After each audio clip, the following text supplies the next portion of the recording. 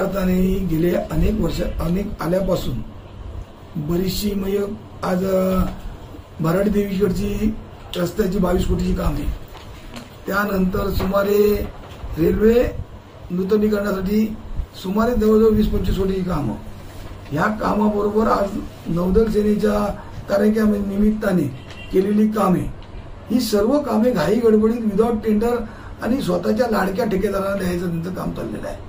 आणि ती कामं बोगस करायची. कामं बोगस केल्यानंतर त्यांच्यावर कोणतीही कारवाई करायची नाही.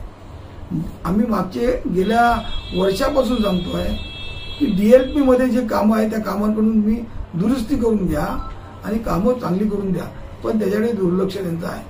कार्यालयात अधिकारी कधी सापडत नाहीत, सातत्याने मंत्रालयात कोणातरी पीएकडे बसलेले असतात, बाकी कुठे मिळत नाहीत.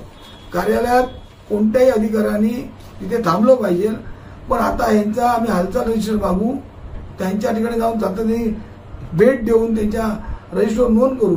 कारण कोणत्याही अधिकाऱ्यांनी एका ठिकाणी 70 कर्मचारी नाही म्हणून सांगतात आणि आठवड्यातले 3 दिवस मंत्रालयात जाऊन बसतात. मग त्या मंत्रालयातून तुम्ही आणा ना.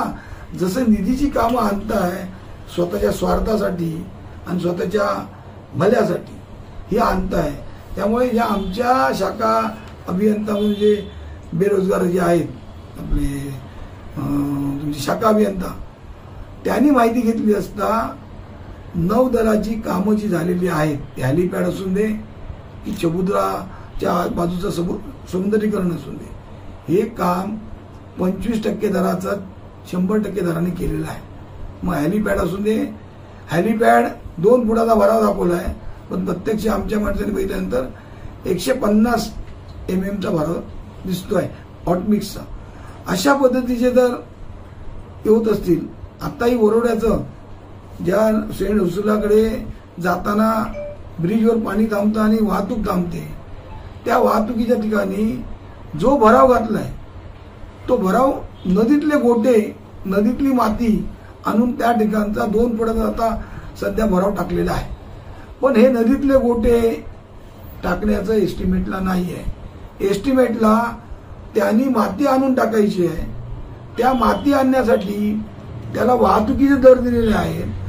ते ह्या नदीतले काढून अगदी 1 किलोमीटरच्या वाहतुकीवर ते गोटे, उद्या ते गोटे वाहून जाणार आणि गोटे एकत्र सेट होणार नाहीत आणि परत ते रस्त्याचं काम परत आहे त्या परिस्थितीत होणार. म्हणजे हे काम आणि यांचे परत ठरलेले लाडके कॉन्ट्रॅक्टर आहेत. ह्याच जे आता कॉन्ट्रॅक्टर जे आहेत त्याच कॉन्ट्रॅक्टरनी वैभववाडी भुईबावडी रस्ता केला, गेल्या पावसात वाहून गेला. एका पावसात केलेला रस्ता दुसऱ्या पावसात वाहून जातो. पण त्यामुळे हे सर्व कॉन्ट्रॅक्टर लाडके मिलेजुले सर्व काय असल्यामुळे आजकाल त्या कॉन्ट्रॅक्टरना, मोठ्या कॉन्ट्रॅक्टरना जपायचं आणि छोट्या कॉन्ट्रॅक्टरना दाबायचं, हा प्रयत्न त्यांच्याकडून चालू झालेला आहे.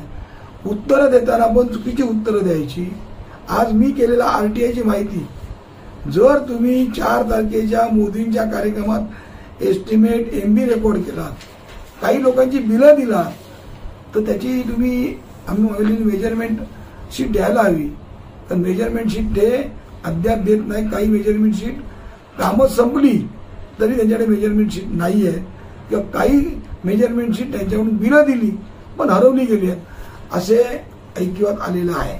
त्यामुळे हे कार्यकारी अभियंता जर अशा पद्धतीने काम करत असतील तर आम्ही प्रत्येक कामावर माहितीचा अधिकार टाकणं हा आमचा अधिकार आहे. त्या अधिकारात तुमच्याकडून माहिती घेणं आमचं काम आहे आणि ती माहिती देणं तुमचं काम आहे वेळेत. त्यासाठी कर्मचारी बसलेले आहेत. माहिती अधिकार प्रत्येक कार्यालयात ठेवलेला आहे.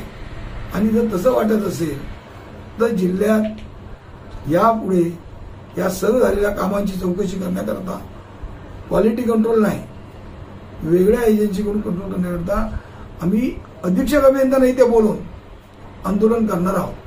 फेब्रुवारीच्या 1-2 आठवड्यात आंदोलन करणार. कार्यकारी अभियंता सरवडे यांनी असं म्हटलंय की मी कुठल्याही तपास यंत्रणेला सामोरं जायला चालेल ना. तपास यंत्रणेला सामोरं जायला तयार आहे ना, तर आम्ही त्याला तपास यंत्रणा काय असते आणि कशा पद्धतीने काम करायचं असतं ते मी आम्ही दाखवतो त्यांना.